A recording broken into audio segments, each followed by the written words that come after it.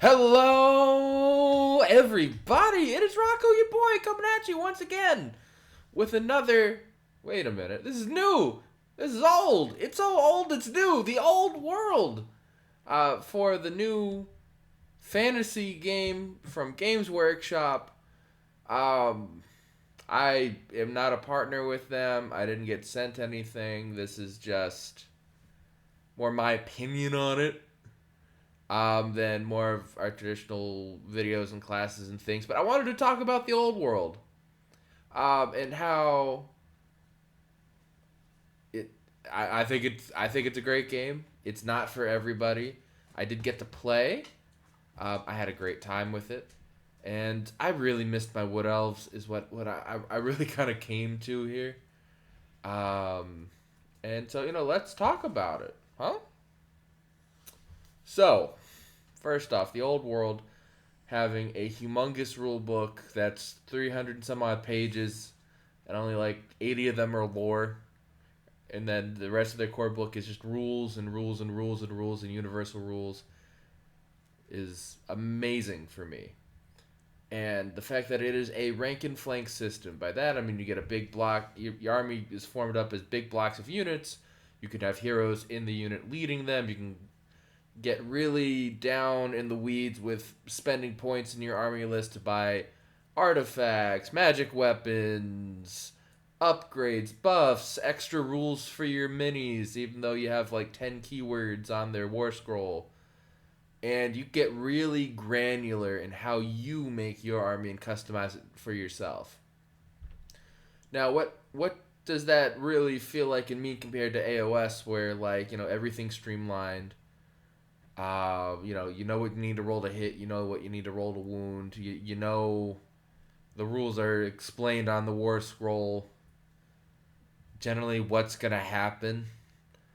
Um, and we play different battle plans that are like, hey, hold these objectives. You get so many points for doing this, that, and the other thing. You know, which is a great system, and I love it. I'm still gonna cover it on this channel. In the old world, what happens is you generally play, for even through their battle plans, on kill points.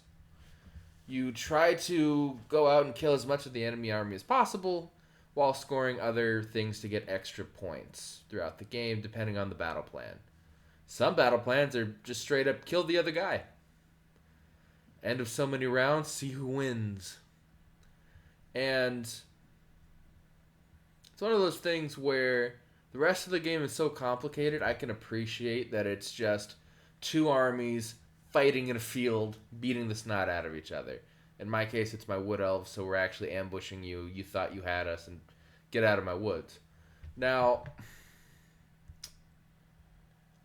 when it comes to the old world, you hear everyone talk about turns and subturns and phases and blah, blah, blah, blah, blah. The thing is, they very clearly lay out the order of operations of when things happen and how they happen. So you get very clear things of like, well, you have to, in your movement phase, declare charges with your units before they could try to move, or before you can go and buff them with spells that can make them move quicker or do different things. You can really, for really elite troops that have certain rules about how they move and wheel around before they charge or do different things or reform, you have to pay points to be able to have access to some things. And you can make a really strong elite list that feels balanced because you had to pay for the extra stuff and so many increments. Like this reminds me of like RPGs like Dungeons and Dragons or Pathfinder, where the character creations, depending on the version of Dungeons and Dragons, or it'd be like 3.5 to Pathfinder 1 and 2, can be even just regular D&D. It's a lot, but you can make close to whatever you want, however you want it. You just have to be able to go out there and find. There's a rule for it, and this game system, you can find it.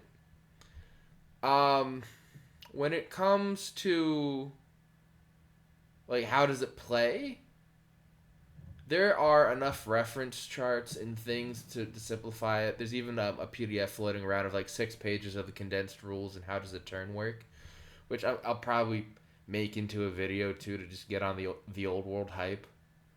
And like how do you play it? Where we end up just flowing through the rules. There's gonna be times where, especially because I had my first game, it was my Wood Elves versus a friend's Chaos Dwarfs, uh, and every turn I'm like, oh hey, I have skirmishers. What does this actually mean? What I have light cav, so I can like pivot my unit 90 degrees before I make any kind of a move.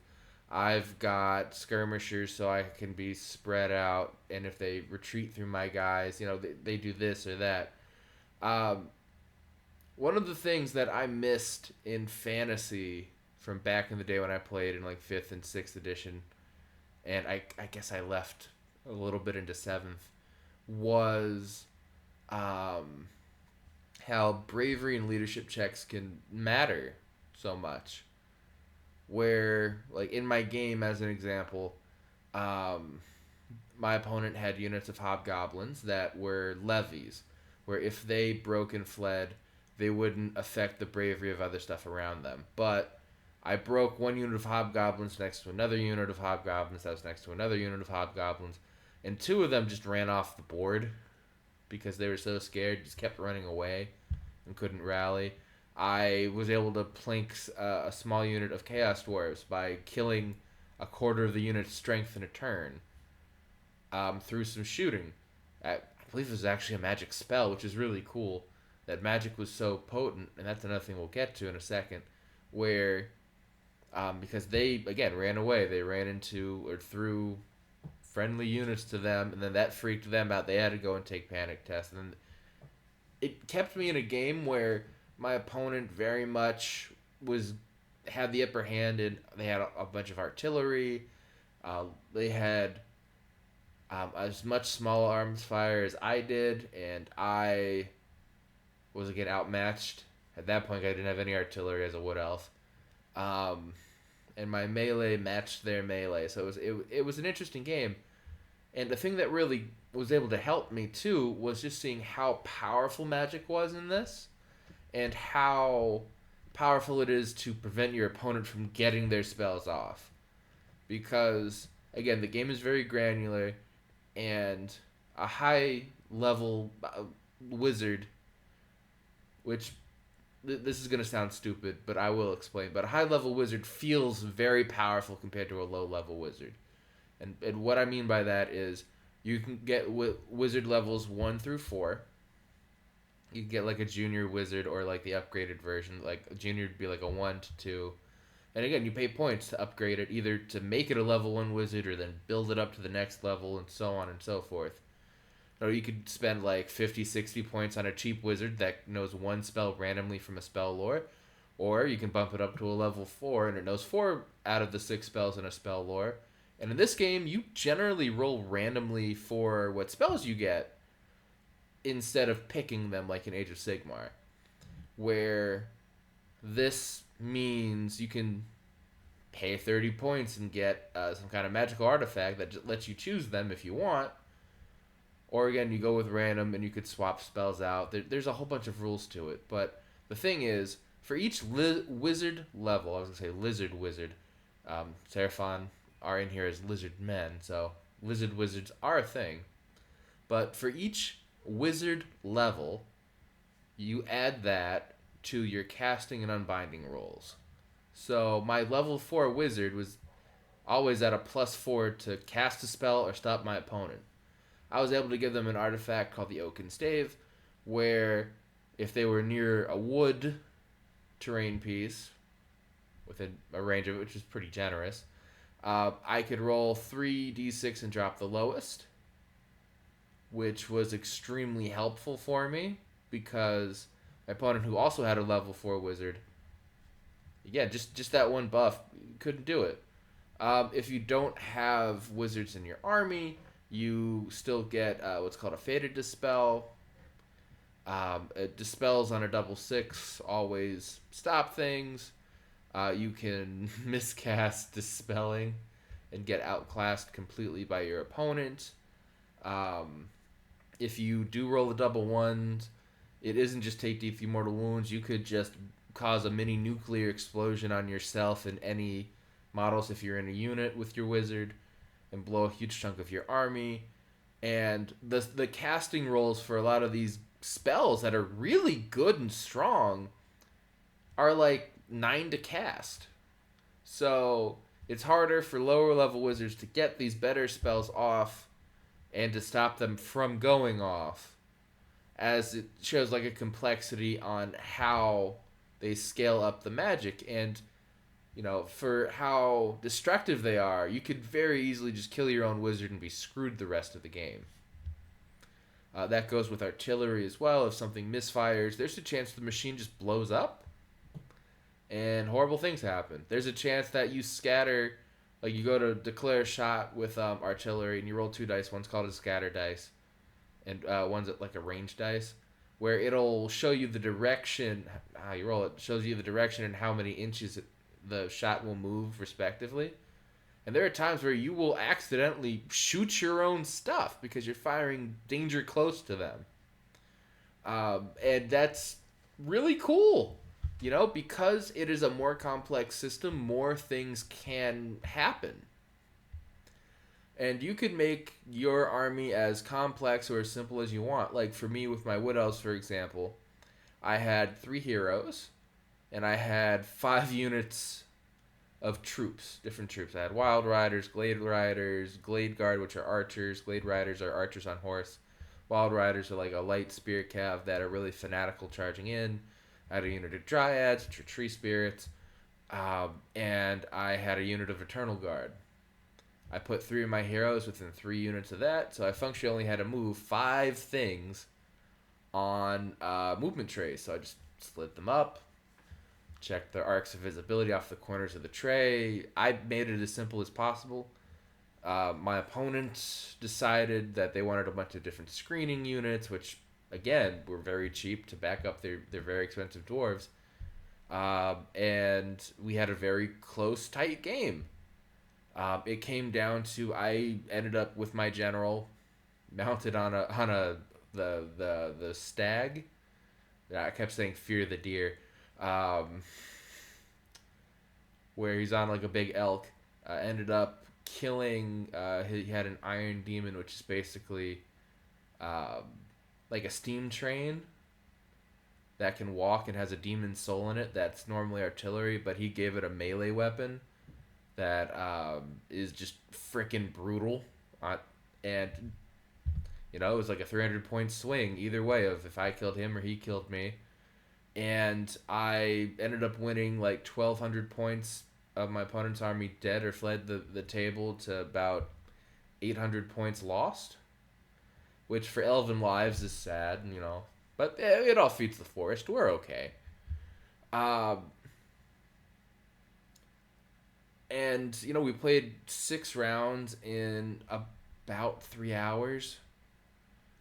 There's a lot of before the game, like talking about like how to set it up and how to do different things. So when we got to the game, like he gave me a mini lesson and then we played. And I have played previous fantasy editions, so I had an idea of what to do going into this, which was nice. And again, it was a good rule system. There was a lot of each section of the book has like oddball circumstances or oddball units or like weird random things that shouldn't come up in games but might, to try to really help get ahead of any kind of frequently asked questions, which is really helpful. There's a lot of good reference charts for things, so you're not constantly flipping through your book, which is really nice. There are, again, so many things that I could just go on and on about, but this is more, my content, dear viewer. I'm short form. I'm not here to go and talk to you for 4 hours. But, these are my positives. And to go more into it, too, I do like that they brought back the factions they brought back. I think that the bundling of factions in the forces of order and forces of chaos or whatever, destruction, death, ruin, in those two books is great. I think that the free PDFs to play your armies that aren't the main, quote, main characters of the story. My autofocus just did a whole thing with my camera there. But I think that's fine. I think that the more popular this game will be, the more support we'll get. And then, these factions will... And the rules are still really freaking good for them. Again, the guy played Chaos Dwarfs, and I'm the main faction in the story, and he's not. And the amount of shots and artillery was just overwhelming. The only reason it let up was I made one of the War Machine crews flee because of a test they had to take from Chaos Dwarfs running away. Literally the only thing that saved my bacon. And we get into this too. Things though that I didn't like, I would say, is it isn't the game itself. It's how Games Workshop is handling the rollout. Because we've got, again, air quotes, 9 playable factions. We only have army boxes for 2 of them. The Tomb Kings currently and the Knights of Bretonnia. Which are great models. They have a lot of beautiful old models that came in that are just derpy in all the right ways and new sculpts. And again, it's great. But if I didn't already own a bunch of Wood Elves that I've converted up into cities things and that'll now get put on square bases, or I'll get the base adapters, whatever. If I didn't have those, I wouldn't be able to play Wood Elves. And I could play on Tabletop Simulator, sure, but if I want to play in person or go to an event, forget needing to rebase my whole army to the new base sizes. I just would not be able to play the game. And I think the question is, they're going to slow drip whatever, so it's going to be like, every other month we're going to get 2 factions to be like, cool, that's great. And they're putting made-to-order stuff. That's fine. And I know this is a specialty game. Like, I play Necromunda. I play Blood Bowl. I love my Lizardmen Blood Bowl team. I love my squat prospectors in Necromunda.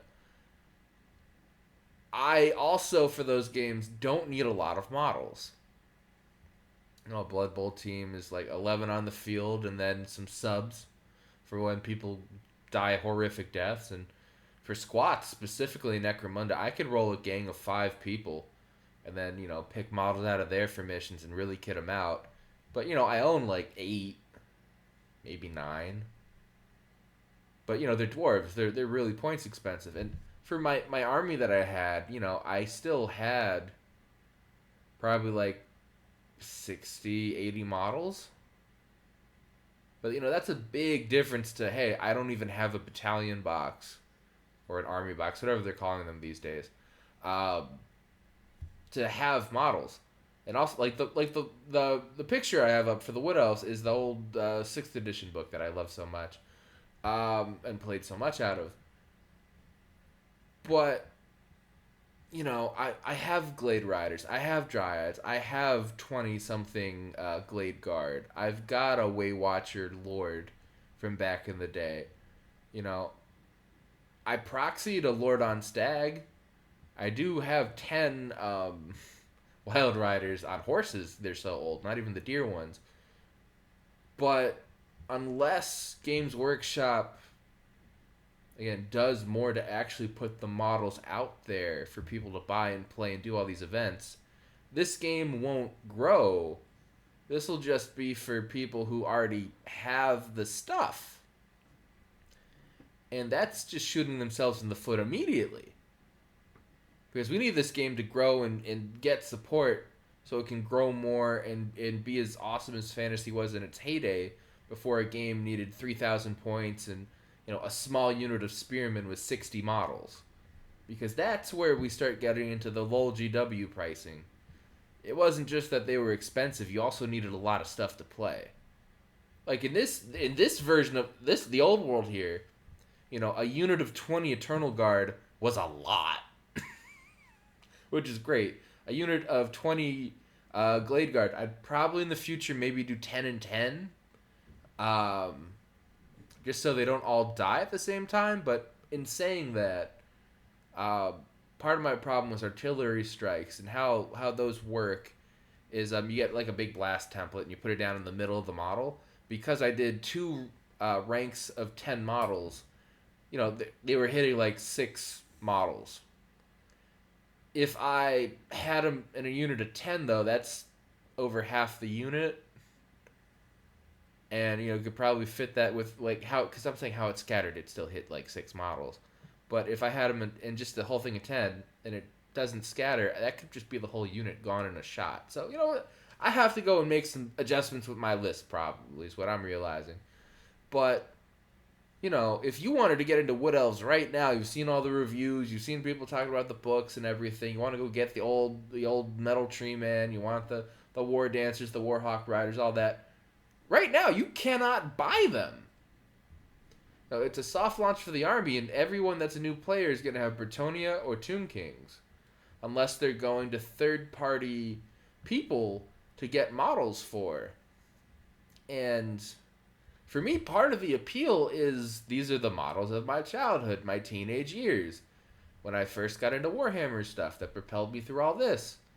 I originally went into that store to buy 40K stuff because that's what I got introduced to the Warhammer world, and then I saw all the fantasy stuff, and I'm like, oh my god, this is great. But again, they're just gonna shoot themselves in the foot if they don't just full time say, hey, you can just buy all this stuff for more than just the 2 factions and then slowly dripping out the rest. I don't know what the plan is with that. I don't, that's way above my pay grade. I'm not even getting paid for this. That's how above my pay grade it is. But as an outside observer,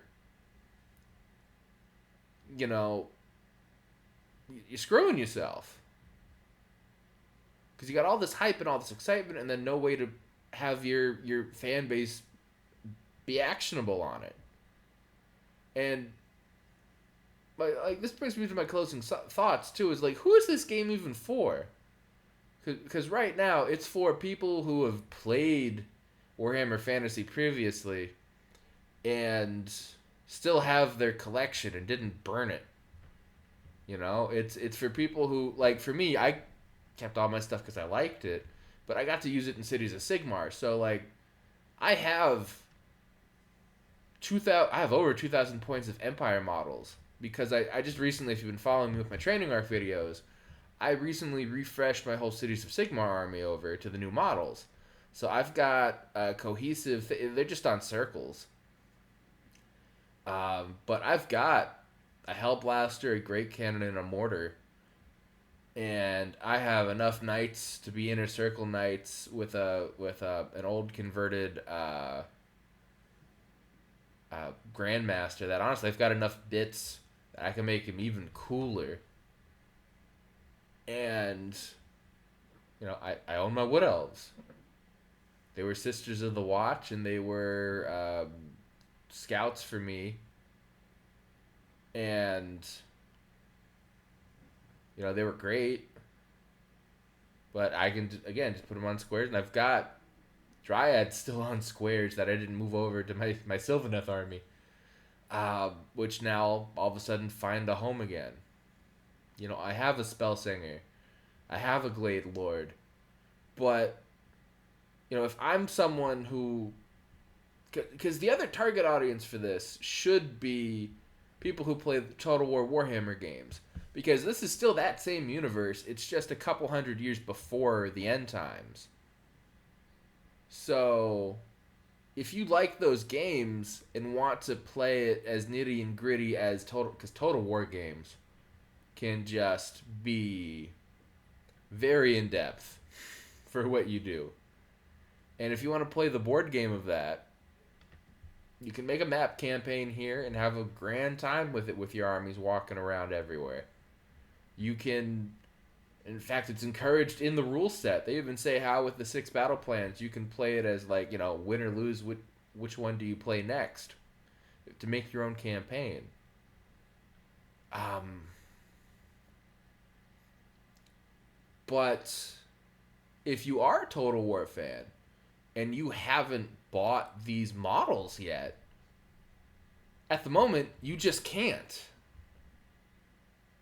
So, what does that mean here is it's for the people who liked it before, and I'm guilty. I'm guilty. I am.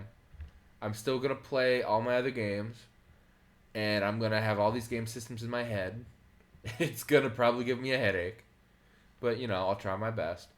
And you you need that new blood, and you go to third party sources to try to get the stuff, whether it's like websites like Troll Trader, eBay, um, different games like the Mantic games have models that people are using. People are 3D printing stuff, and there's no shame in that because that's how you have to play this game if you're a new player. Hopefully Games Workshop fix that issue. Maybe not have everything made to order.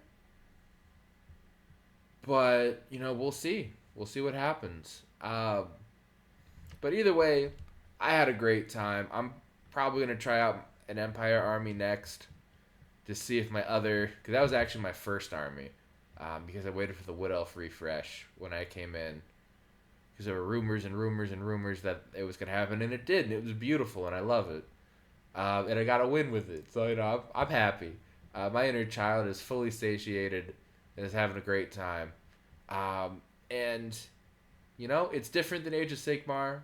It doesn't replace Age of Sigmar in my heart. I'll still play that. I'll still play 40K.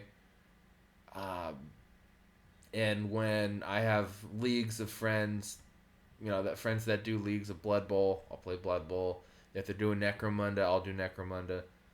But, this will be my, like, a secondary game, Maybe once or twice a month, if that.